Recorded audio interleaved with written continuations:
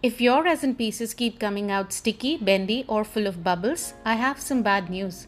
The problem might not be your resin. In fact, one tiny mistake that most beginners make can ruin an entire batch before the pouring even begins. And that's why thousands of rupees worth of resin gets wasted every year. But here is the good news. Resin art can be incredibly profitable business when done correctly. The difference isn't talent. It's knowing the production and business rules that most beginners never learn. In this video, I'm going to share 7 game-changing hacks that can help you take your resin business to the next level, and make sure you stay until hack number 3, because that one pricing mistake alone is the reason many resin artists work for hours and still barely make any profit. So let's get started. Let's start with hack number 1, and honestly, this one alone can save a lot of money. Most beginners measure their resin using measuring cups. Seems harmless, right? Unfortunately, this is one of the most common reasons resin projects end up sticky, soft, or improperly cured. And when that happens, you're not just losing a project, you're throwing away expensive resin, pigments, molds, and hours of your time. So, what's the better approach? Measure by weight, not volume. Instead of relying on measuring cups, use a simple digital kitchen scale and weigh both your resin and hardener in grams. Why? Because weight is far more accurate and consistent. When your measurements are accurate, your resin cures properly, your failure rate drops, and your profit instantly improves. Remember, a successful resin business isn't built by making more products. It is built by wasting less resin. Hack number 2, the bubble trouble. Most beginners attack bubbles the wrong way. The moment they see bubbles, they blast the resin with intense heat or start spraying excessive amounts of alcohol. Both can create new problems. A safer approach is to let your mixed resin rest for a few minutes before pouring. Many micro bubbles will naturally rise to the surface on their own.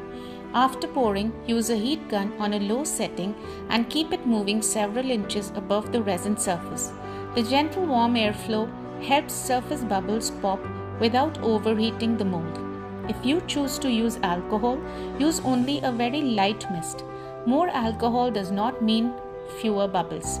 In fact, excessive alcohol can create surface defects and reduce the quality of your finish. Remember, the goal isn't to fight bubbles, the goal is to prevent them from forming in the first place. Hack number 3. Now let's talk about the mistake that's quietly killing profits for many resin artists: pricing. Hack number 3 is called the 3-tier pricing system. And trust me, this one is a game changer. Most beginners fall into one of the two traps. They either sell only low-priced products like keychains and bookmarks, or they jump straight into expensive luxury products and wonder why nobody is buying. Both approaches can limit your growth. Think about it. If you are only selling rupees 100 to rupees 300 keychains, you will need a huge number of orders every month just to generate meaningful income. But if your only offer is a rupees 5,000 wedding preservation tray, many customers will need time before they are ready to make that investment. That's why I recommend what I call the 3-tier pricing system. Tier 1, an entry-level budget-friendly product. Tier 2, a mid-range standard product. Tier 3, a high-ticket luxury product. Now here is the interesting part. Many customers won't buy your cheapest product, and many won't buy your most expensive one. They will choose the middle option. That's why having multiple price level helps customers self-select the options that's right for them. The result? More sale opportunities, high average order values, and a healthier resin business. Hack number 4, resin art pricing formula.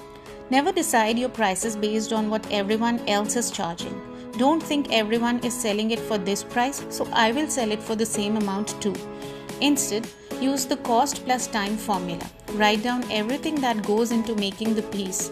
How many grams of resin you used, how much pigment or colorant you used, packaging costs, and any other material expenses. Most importantly, add the value of your creative labor.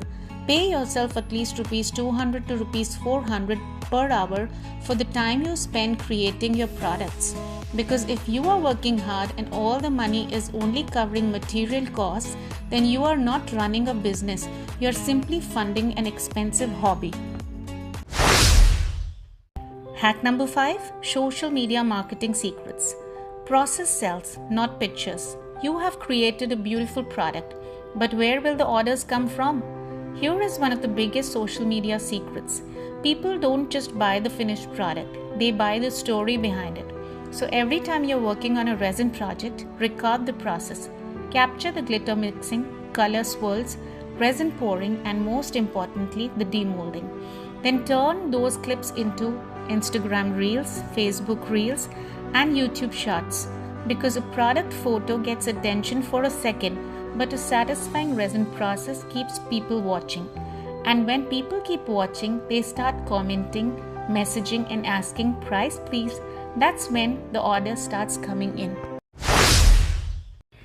Hack number 6, premium packaging. Create an experience, not just a product.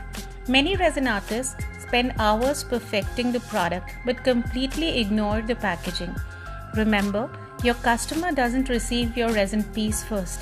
They receive the box first, a neatly wrapped product, a handwritten thank you note, and even a small surprise gift can instantly make your brand feel more premium.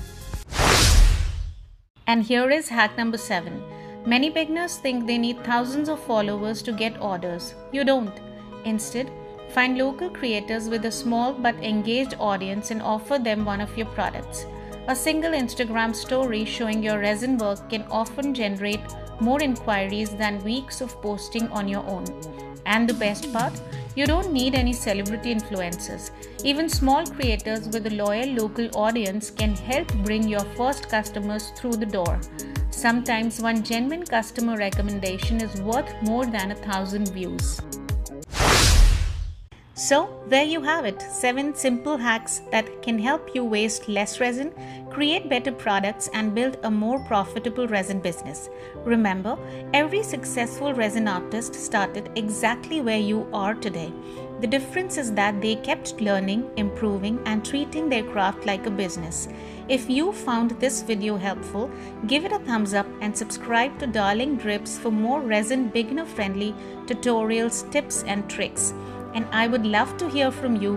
Which resin products are you planning to sell first? Let me know in the comments below. Thanks for watching, and I will see you in the next video. Until then, happy creating!